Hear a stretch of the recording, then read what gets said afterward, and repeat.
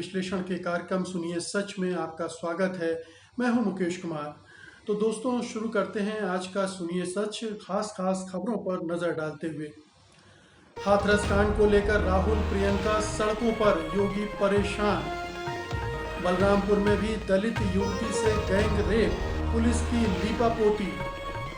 BJP के दलित सांसद बोले योगी सरकार की छवि को धक्का। जस्टिस लिब्रहान बोले बाबरी विध्वंस सुनियोजित साजिश थी। यौन शोषण मामले में अनुराग कश्यप से पुलिस ने की पूछताछ।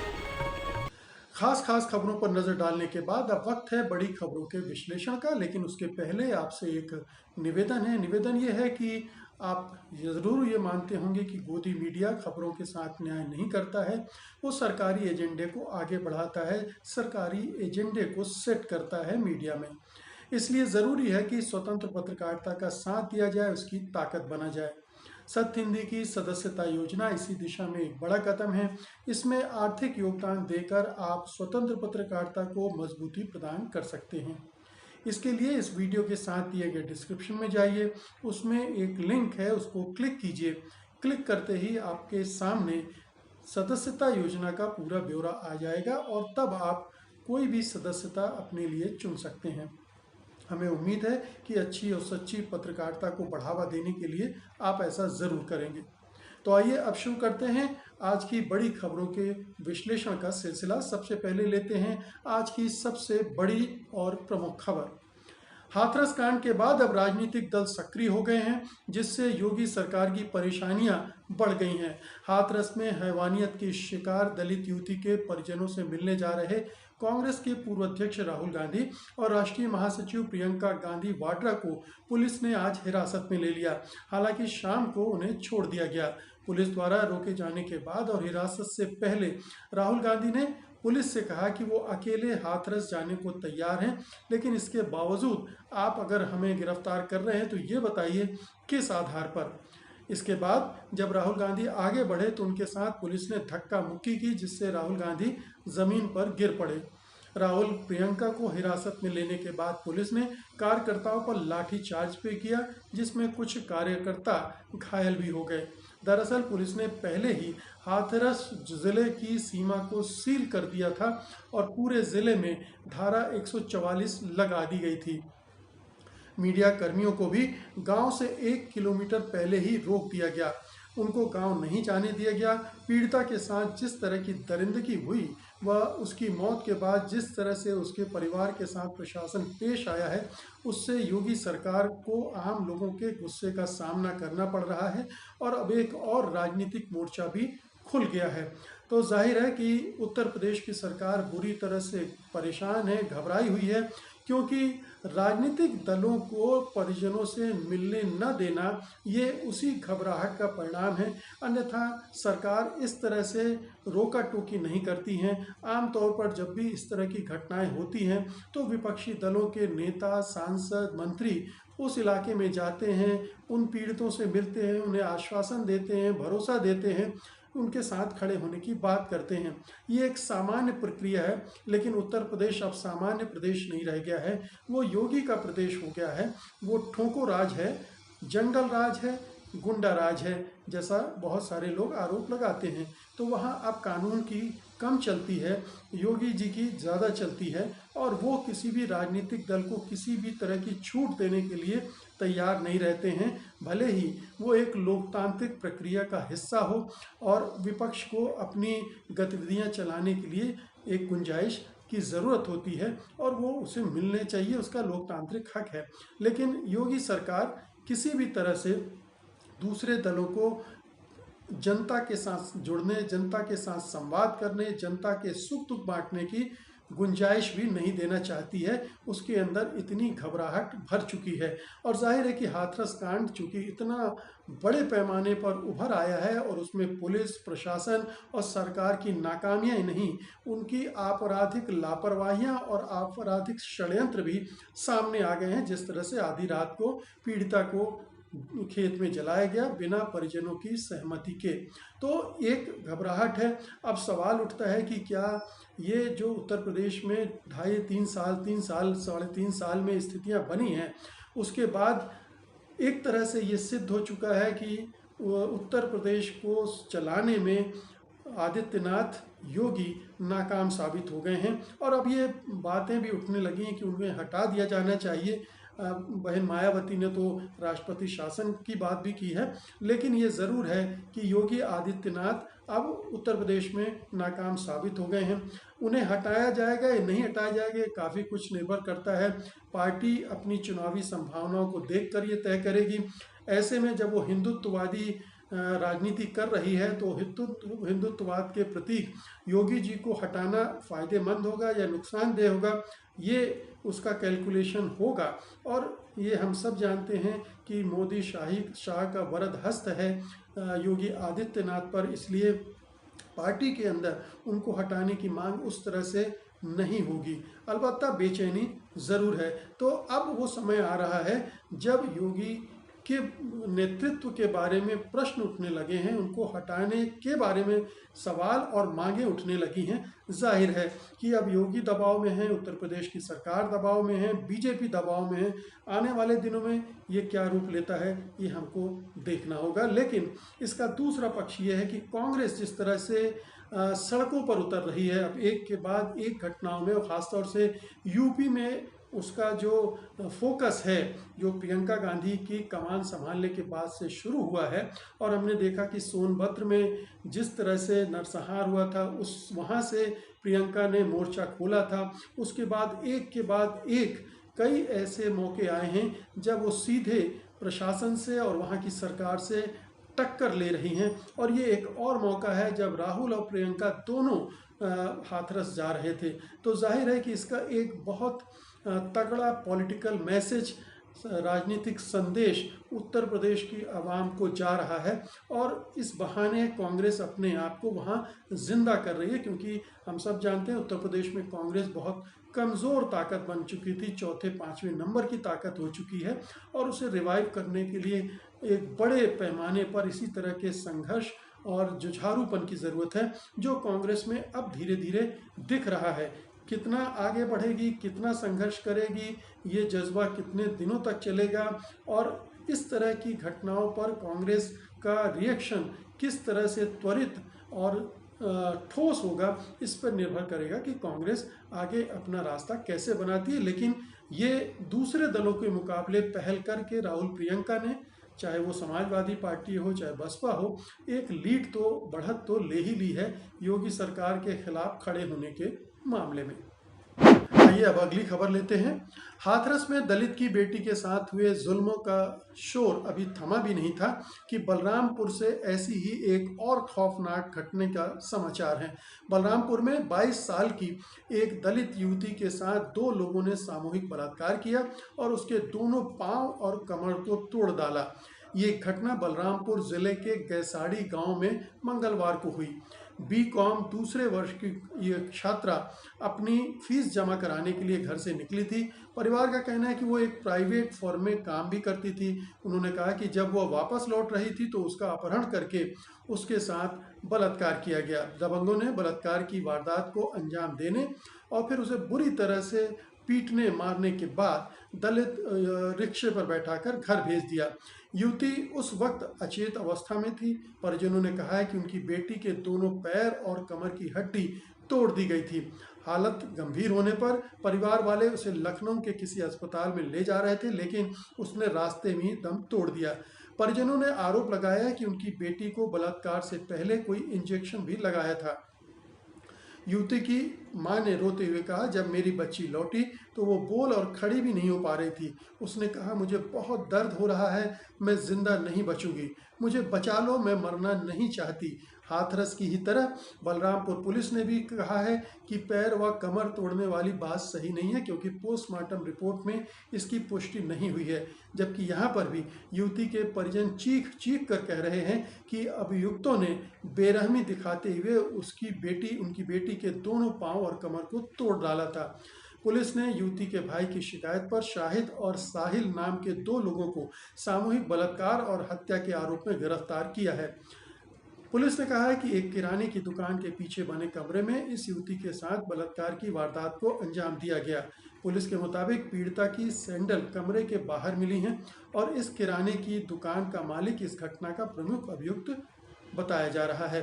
तो हाथरस के बाद बलरामपुर, और ये कहानी केवल इसे बलात्कार के रूप में मत देखिए, ये देखिए कि एक दलित तबके की जो महिलाएं हैं उत्तर प्रदेश में वो कितनी असुरक्षित हैं और उनके साथ बदतमीजी, दुर्व्यवहार, यौन शोषण और बलात्कार आदि करने वालों के हौसले कितने बुलंद हैं। और हौसले बड़े हैं तो सिर्फ इसीलिए कि पुलिस उनके बचाव में खड़ी होती है, पुलिस उनकी रक्षा के लिए तैनात रहती है। जैसा हमने हाथरस में देखा कि उन दबंगों के बचाव के लिए पुलिस ने आधी रात को पीड़िता को जला दिया था। और अब हम पा रहे हैं कि बलरामपुर वाली घटना में भी पुलिस ठीक उल्टा बोल रही है। जो उसके परिजन बता रहे हैं उसके ठीक उलट वो बयान दे रही है कि जैसे बच्ची के साथ कुछ हुआ ही ना हो, बच्ची के साथ मारपीट नहीं हुई, उसकी हड्डियां नहीं तोड़ी गई, जबकि परिजन उसके साफ साफ कह रहे हैं कि उसके साथ इस तरह से मारपीट हुई थी और बुरी तरह से मारपीट हुई थी। पोस्टमार्टम की रिपोर्ट्स भी हम जानते हैं सब मैनेज हो जाती हैं और यूपी में यही मैनेजमेंट चल रहा है योगी सरकार में। तो इस घटना में भी ऐसा लगता है कि पुलिस लीपापोती करने के लिए तैनात कर दी गई है। ऊपर से आदेश मिले होंगे किसी तरह से मामले को दबाओ, जिस तरह से हाथरस की पुलिस और प्रशासन को मिले थे और उसने दबाने के लिए किस हद तक वो चली गई। तो उत्तर प्रदेश में अगर इस तरह से सरकार का रवैया होगा, इस तरह की वारदातों, नृशंस वारदातों में अगर पुलिस कार्रवाई नहीं करेगी और केवल ये कि योगी सरकार की छवि न बिगड़े इसलिए अपराधों को कम करके दिखाओ, उनको हल्का कर दो और उनकी गंभीरता को नष्ट कर दो, उनकी सच्चाइयों से मुंह मोड़ दो, तो जाहिर है कि जो अपराध करने वाले हैं, अपराधी हैं, उनके हौसले बुलंद होते हैं। वो जानते हैं कि योगी सरकार उनके खिलाफ कोई कड़ा रुख नहीं अख्तियार करेगी। भले ही योगी लगातार ये कहते रहे हों कि ठोक दो, ठोको राज उन्होंने चला रखा, लेकिन ये ठोक दो वाला मामला उन्होंने कुछ चुने हुए लोगों के लिए, चुने हुए समुदायों के लिए तय कर रखा है। विपक्ष के हों, विरोध करने वाले हों, सीए के खिलाफ प्रदर्शन करने वाले हों, दलित समुदाय को हों, गैर क्षत्रिय हों, तो इन सब के मामले में वो ठोको वाले स्टाइल में आ जाते हैं, अन्यथा खामोश रहते हैं और मामले को दबाने, टालने, इस तरह की प्रक्रिया अपनाते हैं। अगली खबर लेते हैं। हाथरस में दलित समुदाय की एक युवती के साथ हैवानियत के बाद बीजेपी के दलित नेताओं के भीतर भी बेचैनी बढ़ने लगी है। उन्हें अपनी ही सरकार में हो रहे इस तरह के कांड से दलित वोटों की फिक्र सताने लगी है। लोग बीजेपी के दलित नेताओं से पूछ रहे हैं कि वे इतनी विभत्स घटना के बाद भी आवाज़ क्यों नहीं उठाते। उत्तर प्रदेश में बीजेपी के कई दलित सांसदों ने इंडियन एक्सप्रेस से बातचीत में कहा कि इस घटना से सरकार और शासन की छवि को चोट पहुंची है, साथ ही राजनीतिक नुकसान भी हुआ है। हालांकि ये उनकी सियासी मजबूरी है कि इसके बाद भी उन्हें राज्य सरकार में विश्वास होने की बात कहनी पड़ रही है।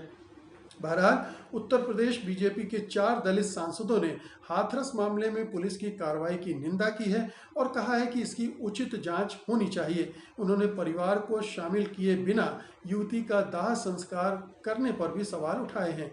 कौशाम्बी के सांसद विनोद कुमार सोनकर ने कहा, निश्चित रूप से इस घटना से राज्य और हमारी सरकार की छवि खराब हुई है, इससे राजनीतिक नुकसान भी हो रहा है, लेकिन राज्य सरकार परिवार को न्याय दिलाने के लिए पूरे प्रयास कर रही है। एक दूसरे सांसद ने नाम जाहिर न करने की शर्त पर चेतावनी दी कि इस घटना से पार्टी को बिहार चुनाव में भी नुकसान हो सकता है। इसका मतलब नेताओं को सिर्फ राजनीतिक नफे नुकसान की चिंता है, समाज के ये या देश के किसी शख्स की पीड़ा से उनका कोई वास्ता नहीं है। उत्तर प्रदेश के मोहनलालगंज से सांसद कौशल किशोर ने राज्य की पुलिस पर गरीबों और दलितों का उत्पीड़न करने का आरोप लगाया है। उन्होंने कहा कि सरकार को ऐसे पुलिसकर्मियों को सजा देनी चाहिए। सांसद ने कहा कि उन्हें भरोसा है कि ये सरकार दोषियों के खिलाफ कार्रवाई करेगी। उधर चुपचाप बैठी मायावती ने भी अब तीखे तेवर दिखलाए हैं।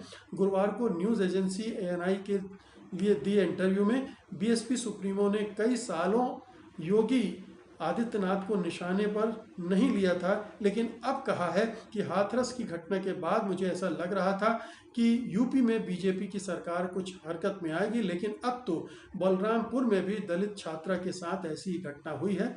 उत्तर प्रदेश की बीजेपी सरकार में कानून का नहीं, गुंडों, बदमाशों, माफियाओं, बलात्कारियों और अन्य अराजक तत्वों का राज चल रहा है और कानून व्यवस्था दम तोड़ चुकी है। उन्होंने योगी को हटाने और राष्ट्रपति शासन लागू करने की भी मांग की।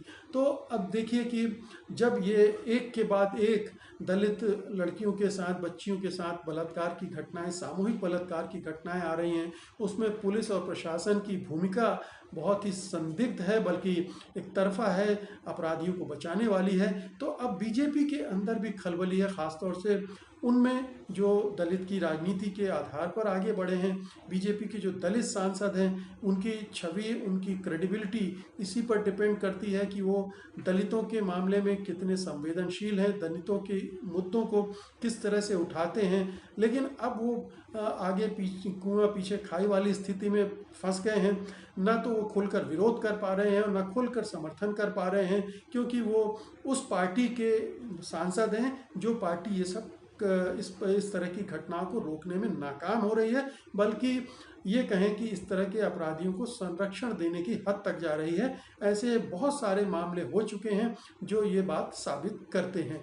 तो जाहिर है कि उनमें बेचैनी है, और बेचैनी मायावती में होनी लाजमी है, क्योंकि वो खुद को दलित नेता मानती हैं और हैं भी, लेकिन उस तरह से सक्रिय नहीं है ज़मीनी राजनीति में, दलित राजनीति में, और उनका जो तनाधार है धीरे धीरे इसीलिए घट रहा है। पिछले 2 चुनावों में उनकी दुर्गति हो चुकी है, फिर भी वो नहीं सबक ले रही हैं, ना तो वो पहल कर रही हैं दलितों के पक्ष में खड़े होकर उनके लिए कोई आंदोलन खड़ी कर रही हैं, क्योंकि वो डरी हुई हैं या शायद ब्लैकमेल हो रही हैं। जैसा कि बहुत सारे लोग कहते हैं कि उनके कुछ ऐसे भ्रष्टाचार के मामले हैं, उनकी फाइलें हैं जो मोदी सरकार जिनका इस्तेमाल उन्हें ब्लैकमेल करने के लिए करती रहती है।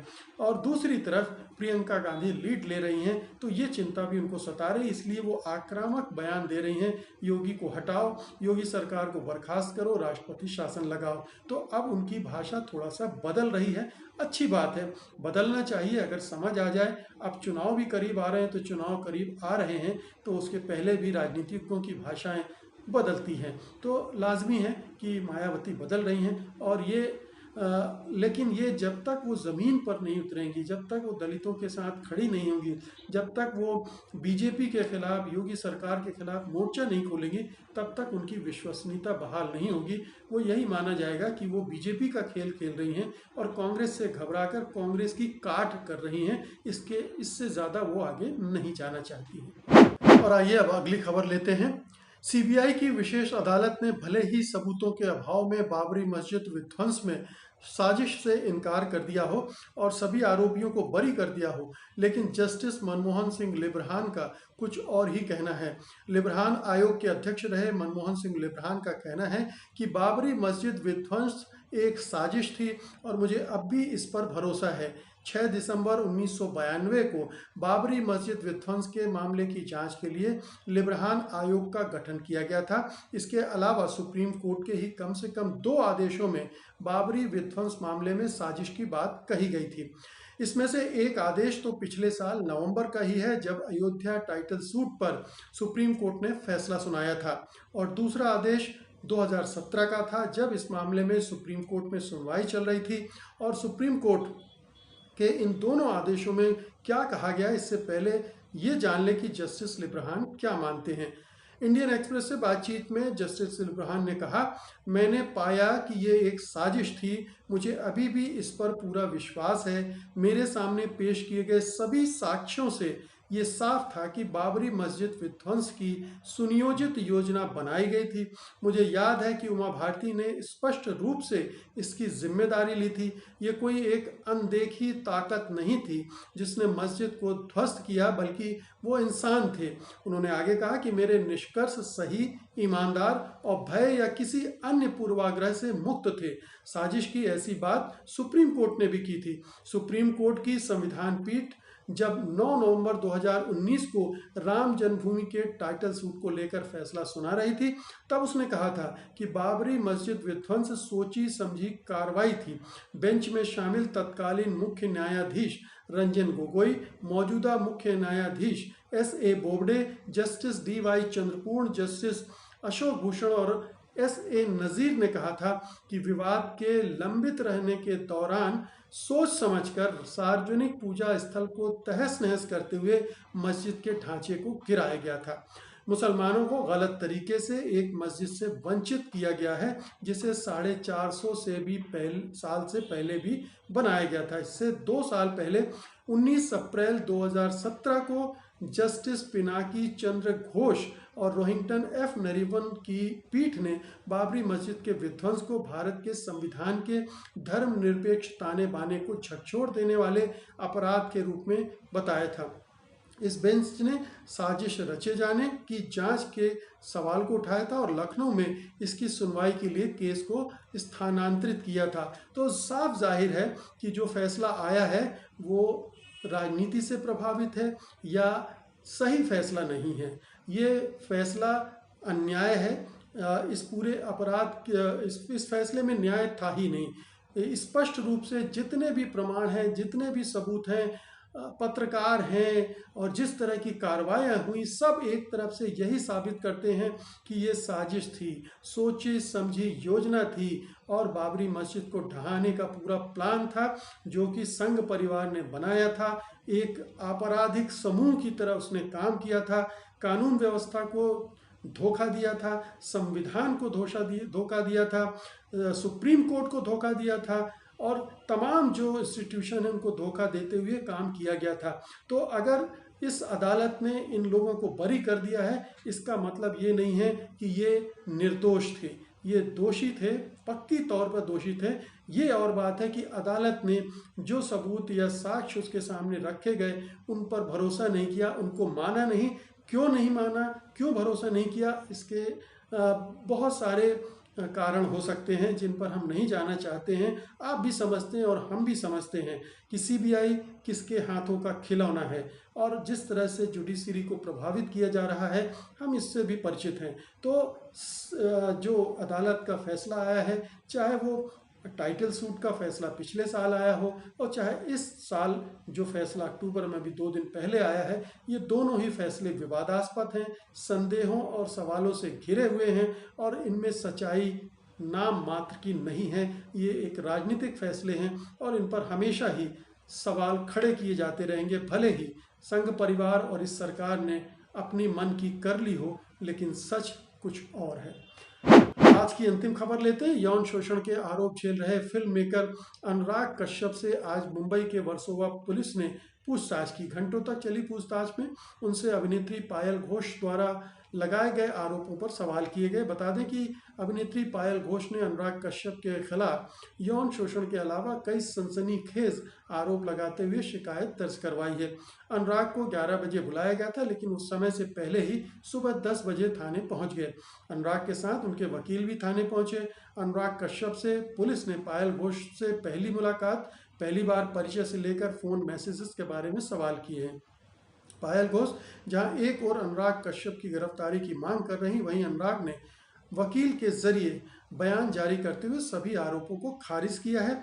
पायल ने कुछ अभिनेत्रियों के नाम लेते हुए कहा था कि अनुराग ने उनको बताया था कि ये अभिनेत्रियां उनके साथ कंफर्टेबल हैं, जिसके बाद इन सभी अभिनेत्रियों ने इन सभी आरोपों को खारिज कर दिया था और ऋचा चड्ढा ने तो कानूनी नोटिस भी भेज दिया था, जिसके बाद सवाल उठने लगे कि पायल अपने साथ दूसरी अभिनेत्रियों को क्यों घसीट रही हैं, जबकि उनको कोई शिकायत नहीं है। सोशल मीडिया पर लोग ये भी कहते दिखे कि क्या ये सब वर्तमान केंद्र सरकार के पक्ष में नहीं बोलती दिख रही हैं। साफ तौर पर ये ऐसा लगता है कि पूरा पक्षपातपूर्ण मामला है। अनुराग कश्यप को टारगेट करके पायल घोष को खड़ा किया गया है। इसीलिए भगत सिंह कोश्यारी जो महाराष्ट्र के राज्यपाल हैं, वो बड़ी खुशी खुशी उससे मिलते हैं, उसकी बातें सुनते हैं। इसके पहले कंगना रनौत से भी मिल लिए थे वो, उनको फिल्म अभिनेत्रियों से मिलने में कुछ आनंद भी आता होगा। तो ये उनका रवैया था इस तरह के मामलों में कि कोई एक भी किसी पर कुछ भी आरोप लगा दे, और ख़ासतौर से इस तरह के राजनीतिक माहौल में तो अब अनुराग कश्यप के साथ भी पूछताछ का सिलसिला शुरू हो गया है। हम ये बड़ी अच्छी से जानते हैं कि ये पूरा मामला किस तरह से गढ़ा जा रहा है, किस तरह से राजनीतिक ढंग से एक निशानेबाजी हो रही है उन लोगों पर जो सरकार के खिलाफ बोलते रहे हैं, सक्रिय होते रहे हैं। यही पायल घोष गवर्नर से मिल चुकी हैं और हमारे जो राज्यपाल हैं महाराष्ट्र के भगत सिंह कोश्यारी, उन्हें अभिनेत्रियों से मिलने में खास खुशी होती, इसलिए कंगना रनौत से भी मिले थे और पायल घोष से भी मिले हैं। तो ये केंद्र सरकार का जो प्लॉट है उसमें गवर्नर का भी एक रोल है, पायल घोष का भी एक रोल है, कंगना रनौत का भी रोल है और ये सब अपने अपने किरदार निभा रहे हैं उन लोगों को फंसाने के लिए, उन लोगों को परेशान और धमकाने के लिए जो केंद्र सरकार के खिलाफ खड़े होते रहे हैं, उनकी नीतियों की, उनकी कार्यशैली की आलोचना करते रहते हैं। और अनुराग कश्यप तो उसमें बहुत ही लीडिंग रोल निभा रहे थे अभी तक। तो जाहिर है उनको टारगेट किया जा रहा है और इसके बाद और भी लोग पर निशाना साधा जाएगा। तो ये पूरी सोची समझी साजिश यहाँ भी है और इसको हमें ध्यान से पढ़ना चाहिए। अब ये कानूनी प्रक्रिया है कि जब भी कोई महिला किसी के खिलाफ आरोप लगाएगी तो वो आरोप दर्ज होगा, उस पर पूछताछ होगी, सुनवाई होगी और जो भी कानूनी कार्रवाई है वो होगी, करनी पड़ती है पुलिस को। अब ये और बात है कि अगर पुलिस पर किसी दूसरे तरह के दबाव आ जाते हैं या ये मामला छीन कर सीबीआई को दे दिया जाता है और फिर एक नया नाटक रचा जाता है, जैसे सुशांत सिंह के मामले में हुआ, जो कि ड्रग एडिक्ट था और मानसिक रूप से भी रोगी था, उसके मामले को, आत्महत्या के मामले को हत्या के मामले में तब्दील करके और इस तरह से बखेड़ा खड़ा किया हमारे चैनलों ने भी, हमारी राजनीति ने भी। तो ये बॉलीवुड को लेकर इस तरह के अब ये खेल चलते रहेंगे कुछ दिन, जब तक बॉलीवुड का भगवाकरण सरकार नहीं कर लेगी। और अब अंत में कोरोना से संबंधित ताज़ा तरीन जानकारी आपको दे दें। अनलॉक 5 शुरू हो चुका है और इसके तहत स्कूल, कॉलेज, सिनेमा हॉल खुलने का रास्ता साफ कर दिया गया है। भारत में कोरोना संक्रमितों का आंकड़ा 63 लाख के पार चला गया है और दुनिया में संक्रमितों की संख्या 3 करोड़ 39 लाख के पार चली गई है। तो दोस्तों ये थी आज की खास खबरें और उनका विश्लेषण। उम्मीद है कि आप इन्हें पसंद करेंगे और इस वीडियो को लाइक करेंगे, शेयर करेंगे और जिन मित्रों ने अभी तक इस satyhindi.com को सब्सक्राइब नहीं किया है वो इसे फ़ौरन सब्सक्राइब भी करेंगे। अब मुझे अनुमति दीजिए, कल मैं फिर हाजिर होऊंगा कल की बड़ी खबरों के साथ, उनके विश्लेषण के लिए। तब तक के लिए नमस्कार।